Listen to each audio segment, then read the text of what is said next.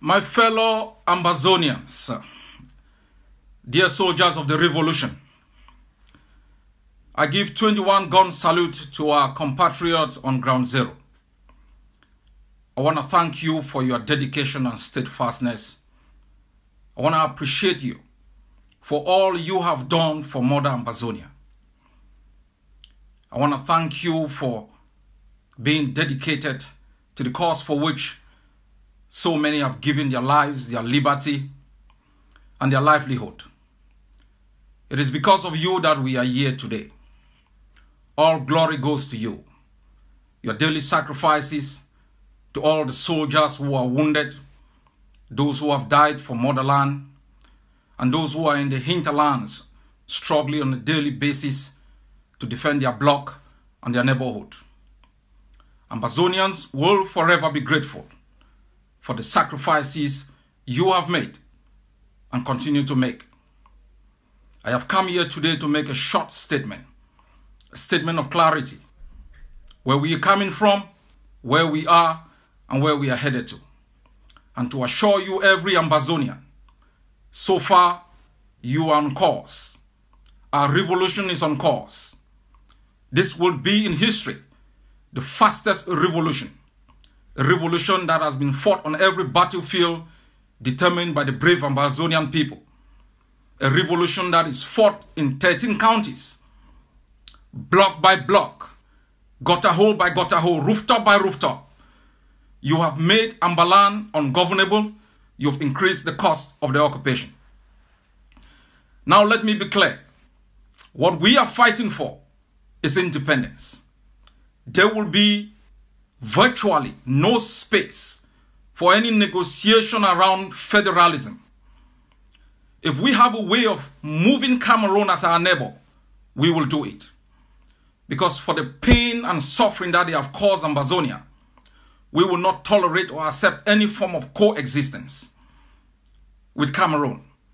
We will be a free people, self-governing, independent, being able to be the only source of consent for the future government of Ambazonia, for the political, economic, and social systems that will reflect our customs, our norms, and our tradition. That is why our children have bled. That is why leaders have been kidnapped. That is why our women have been raped. That is why our people keep fighting. And I want to assure every Ambazonian living and dead, as long as I breathe this air, that objective is non-negotiable. It is not even subject to deviation. We will fight until our grave to make sure that Cameroon is pushed out as far as possible from the borders of Ambazonia. Now, I want to be clear where we are.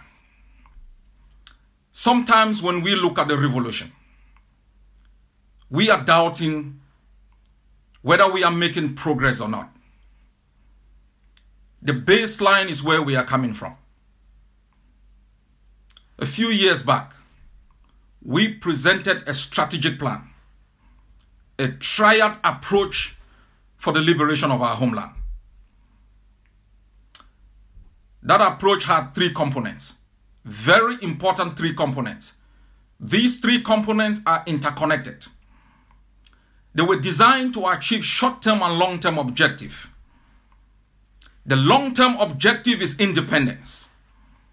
But when you fight within your bloc, you are fighting to achieve a short-term objective. The first is self-defense. The idea behind self-defense was because Cameroon, as our experience has shown, is a state that has never negotiated its way out of any political impasse. It has used the brute force of its military to have its way. We realize that as a people, to survive, to stay alive, we will have to match Cameroon method for method, iron for iron, to humble them, to shift the political equilibrium to our favor. When we conceived the idea of the block by block, it was based on the foundation that every single Ambazonian, wherever they are, will be able to fight Cameroon on their own terms, to achieve simple objectives. Make that bloc ungovernable. Make that bloc ungovernable. Increase the cost of the occupation. So far, our score sheet is 100%. We have made our different blocks ungovernable. We have increased the cost of the occupation. Lest you forget, occupation is predicated on indirect governance or direct governance and extortion and exploitation. Once you take away these two incentives, you defeat the very foundation upon which that occupation is premised. And we can say with pride that from all the 13 counties, villages, neighborhoods, and blocks, you Ambazonians on the ground, you alone, have been able to punish Cameroon, have been able to make their colonial deals, their mayors hiding. You have been able to bankrupt Cameroon, make them unable to get bullets, make them unable to take care of their own citizens. Sometimes you may ask yourself, how will making Ambazonia ungovernable, how will increasing the cost of the occupation give us independence? This is what you need to know. When the Eritreans were fighting, it didn't take them to capture their own capital to be independent. Once the occupier is unable to govern you, once the occupier is unable to make profit out of the occupation, when it has diverted enough funds from economic, social, and political activities of its own country into prosecuting a war it cannot win, there will be instability in their own country. And they will have to make a choice whether to keep an occupation they cannot succeed with or to lose power within their own country. That is the advantage we are having now. Self-defense must continue. There is no change of strategy. We are observing the momentum on the ground. We are building capacity. We are building experiences. With this capacity and experiences, we will be able to move to phase 4, where we can permanently hold territory. And from within those territory, install civil administration that will be able to cater for socio-economic and political needs. At this level, we are doing just fine. Bleeding the occupier block by block and making sure that they cannot govern us from within our own counties and they cannot reap the benefits of occupation. But I also said, fighting alone will not give you independence. The world is an interconnected world. You hear of globalization, whether from the political to the economic or to the social sphere. We are all interconnected as nation states. And there are international systems that determine whether you become independent or not. And those international systems are controlled by the public opinions of different countries that can shape policies of governments within those particular countries. That is why we prescribe internationalization. Internationalization was the method Nelson Mandela used to globalize the campaign against apartheid. For all of you who were in Ambazonia, born more than 30 years ago, you know definitely we participated against the apartheid system. Many countries in Africa had their passports valid for every country except South Africa.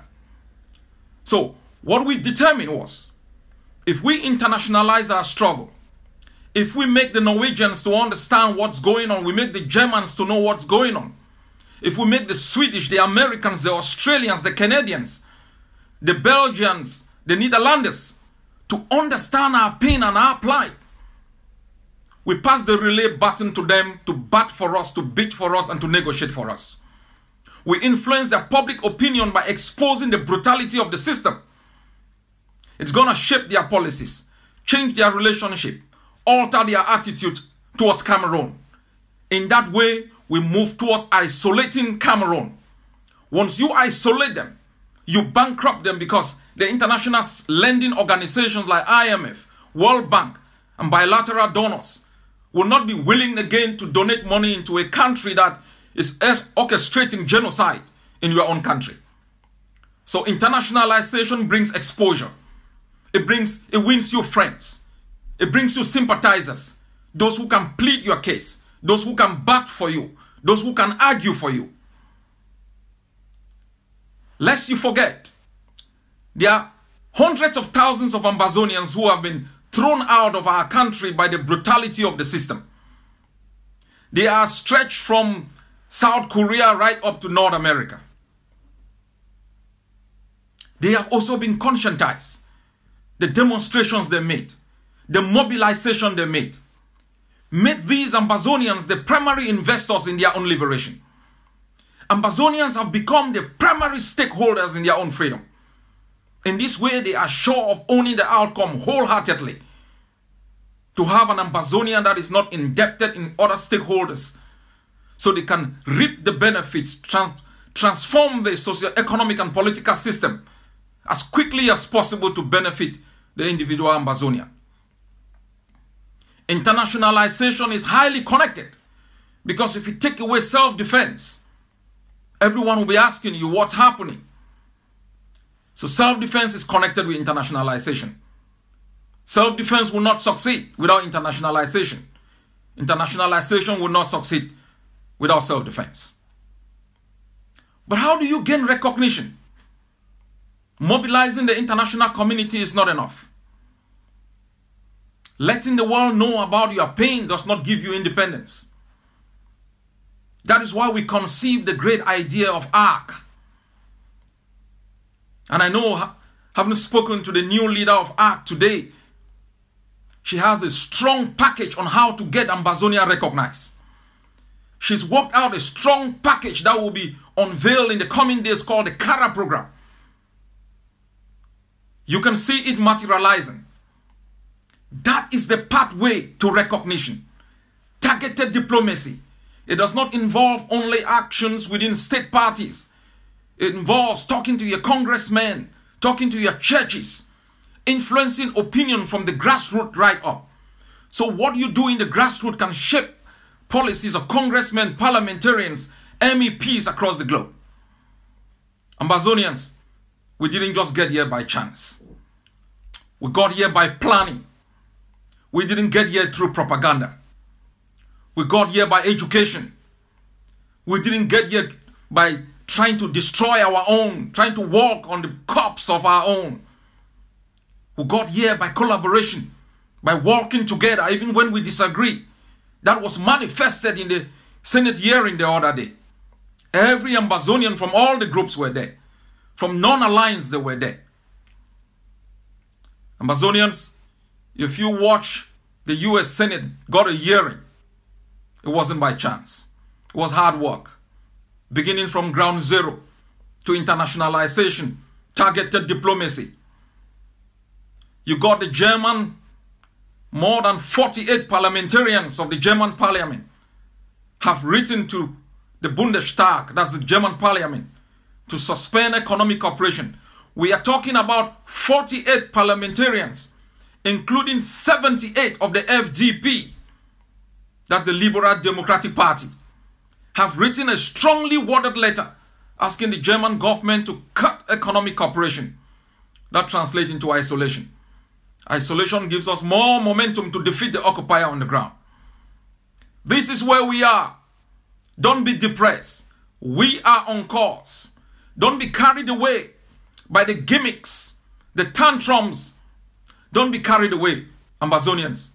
You have gone so far to be stopped. You've made so much progress to be diverted. It wasn't Ayaba. It wasn't AGC. It wasn't anybody. It was the collective determination of the Ambazonian people. Either congregated in different groups or as individuals, making their case as people, as victims.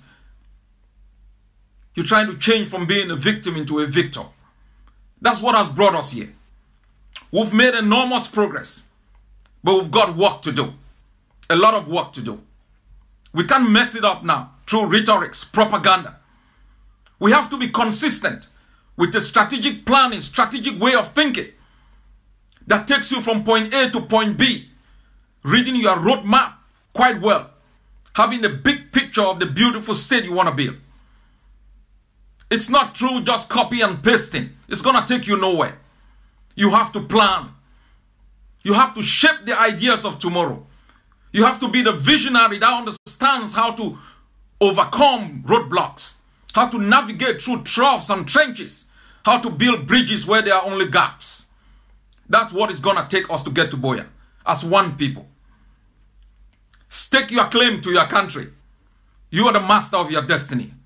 You've shaped the future today because you want to bequeath to the new generation a better country that you inherited.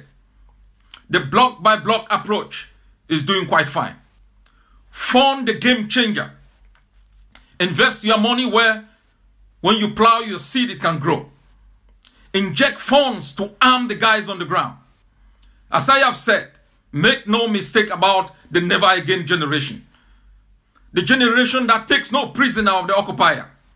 As I have said to every occupier, every collaborator, every enabler, we will chase you to the gates of hell.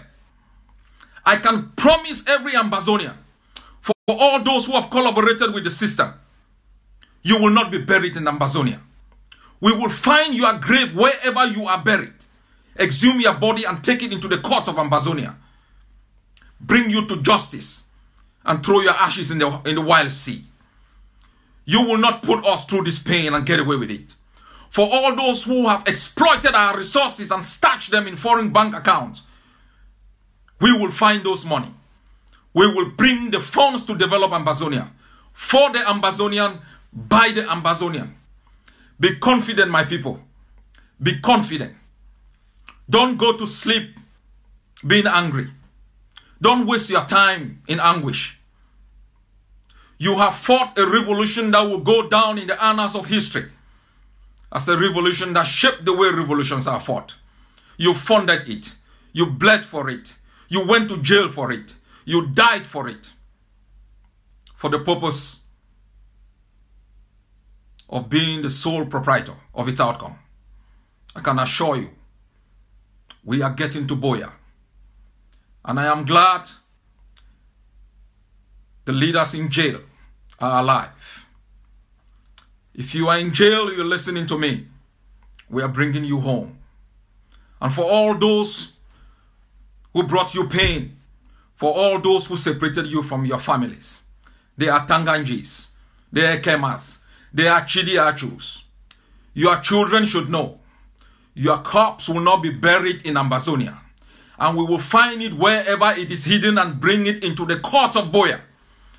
And make sure all those who have gone through pain have post-justice that will give them happiness, the talent, the stamina to be able to build a new country. If never been hopeful, be hopeful today. Think about the soldiers. Think about those fighting. As we sang before, the gendarmes may kill someone today. La République may kill someone today. It may be you, it may be me, it may be someone by your side. It may be you, it may be me, it may be someone by your side. God bless you all. God save Ambazonia.